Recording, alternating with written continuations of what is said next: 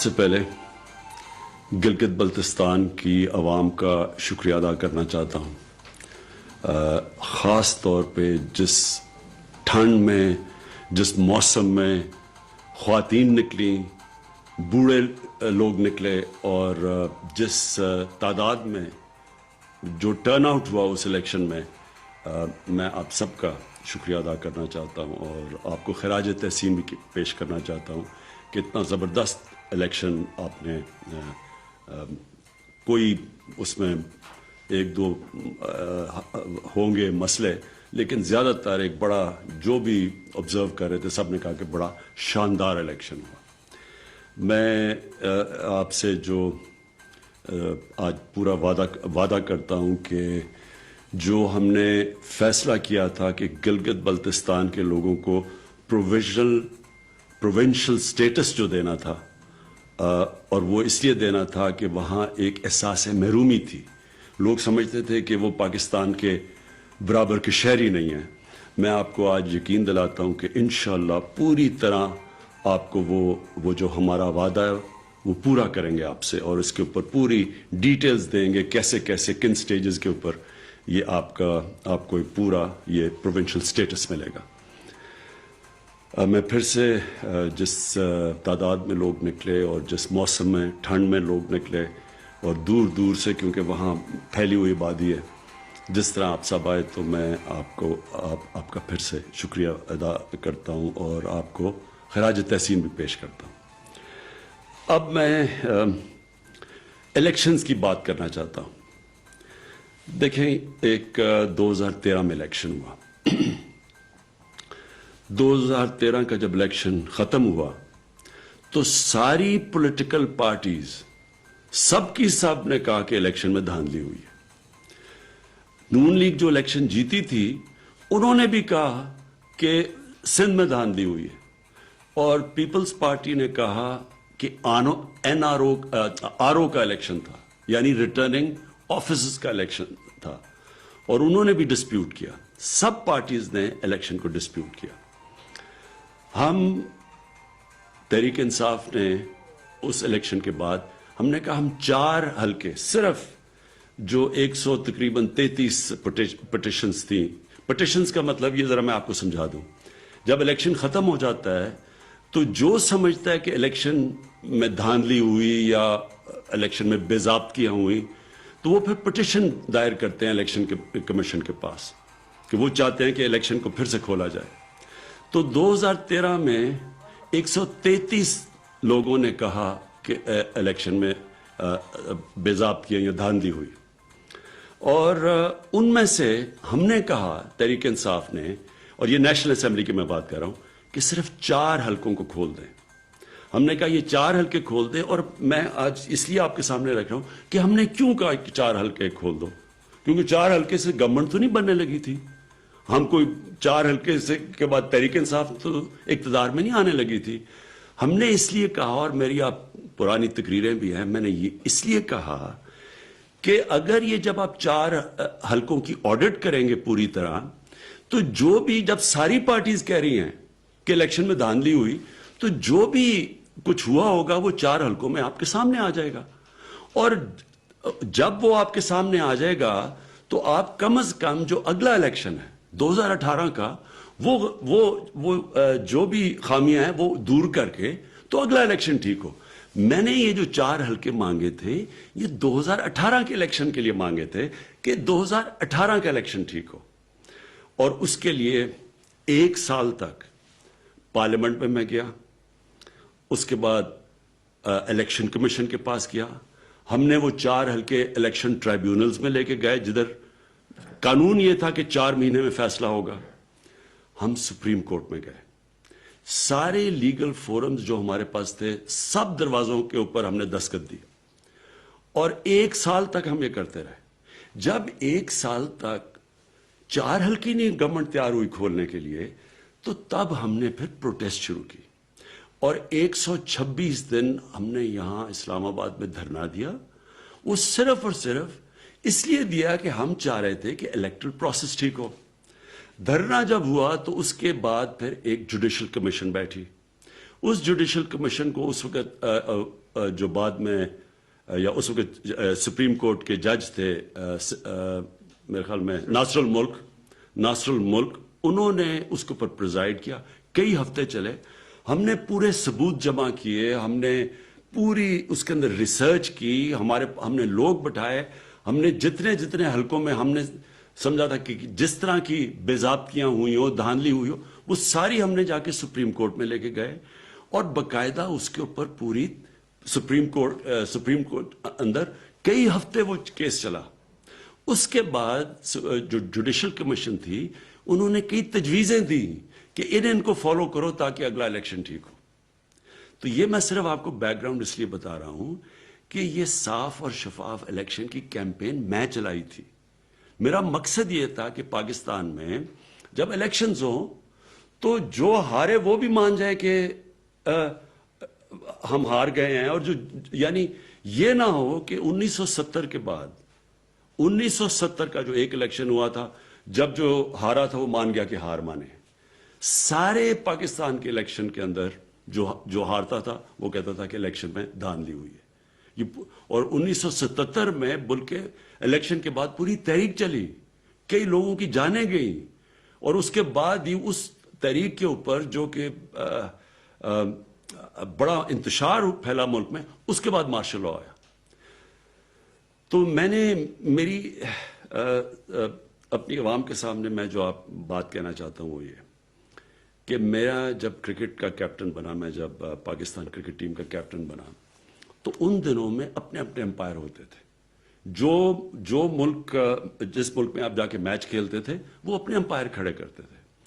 تب بھی یہی ہوتا تھا, جب دوسرے ملک میں جا کے ہارتا تھا تو وہ عموماً یہ کہتا تھا کہ جی امپائروں نے ان کے ساتھ دوسری ٹیم کے ساتھ مل گئے. ہندوستان پاکستان کا میچ ہمیشہ جب کھیلا جاتا تھا تو نہ پاکستان ہندوستان میں جیت سکتا تھا, نہ ہندوستان پاکستان میں جیتتا تھا, اور جب بھی میچ ختم ہوتا وہ کہتے جی امپائروں نے ہرا دیا.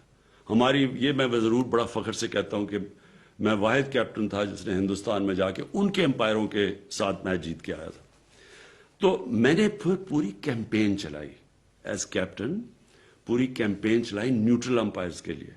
اور پاکستان وہ ملک تھا جو کرکٹ کی 100 سالہ تاریخ سے بھی زیادہ وہ پہلا ملک تھا جس نے اپنے ملک کے اندر نیوٹرل امپائرز کھڑے کیے, جبکہ دنیا کی بڑی طاقتور ٹیم ویسٹ انڈیز تھی. اور پھر ہندوستان کو ہم نے نیوٹرل امپائرز کے ساتھ یہاں پہلی دفعہ پاکستان میں میچ کھیلے. تو ہماری وجہ سے پاکستان میں وہ کیپٹن تھا جو آج کرکٹ کی تاریخ یہ بتاتی ہے کہ جس کی وجہ سے کرکٹ کی دنیا میں نیوٹرل امپائر ہے. اب یہی میری کوشش ہے کہ پاکستان میں بھی اس طرح کے الیکشن ہوں کہ جو بھی ہارے وہ مانے, تسلیم کرے, جس طرح آج کرکٹ کی دنیا میں جو ہارتا ہے وہ تسلیم کرتا ہے کیونکہ امپائرز نیوٹرل ہے. اب آ جائیں جی 2013 کا الیکشن. 2013 اور 18 کے بیچ میں میں ذرا تھوڑا آپ کے سامنے رکھتا ہوں. 2013 کے الیکشن میں 133 لوگوں نے کہا کہ الیکشن, جنہوں نے پٹیشنز دائر کی, جنہوں نے کہا کہ الیکشن میں دھاندلی ہوئی. 2018 کا جب الیکشن ہوا تو 2018 کے الیکشن میں صرف 102 پٹیشنز آئی. یعنی 2013 میں اور 18 میں کم لوگوں نے کہا کہ الیکشن میں دھاندلی ہوئی ہے. اور جس میں اب ذرا یہ سنیں, ان 123 پٹیشنز کے اندر جو ٹوٹل پٹیشنز پیپلز پارٹی اور نون لیگ کی تھی وہ 24 تھی, جس کے اندر نون لیگ کی میرے خیال میں 15 تھی اور باقی 9 تھی پیپلز پارٹی کی. یہ 2018 کی میں بات کر رہا ہوں. ان 2018 کے الیکشن میں تحریک انصاف کی 23 پٹیشنز تھیں.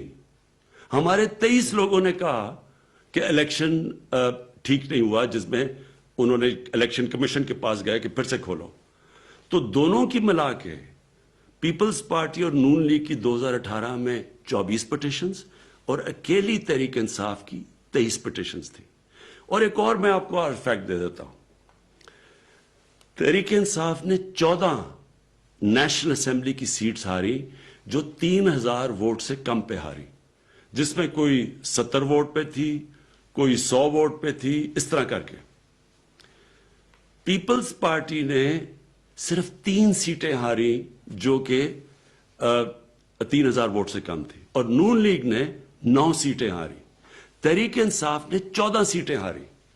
تو اگر ہم نے دھاندلی کی تھی تو یہ کیسے یہ کہہ سکتے ہیں, کیونکہ انہوں نے ان کا تو جو ہمارا ریکارڈ سب سے زیادہ تو ہمیں شور مچانا چاہیے. اور پھر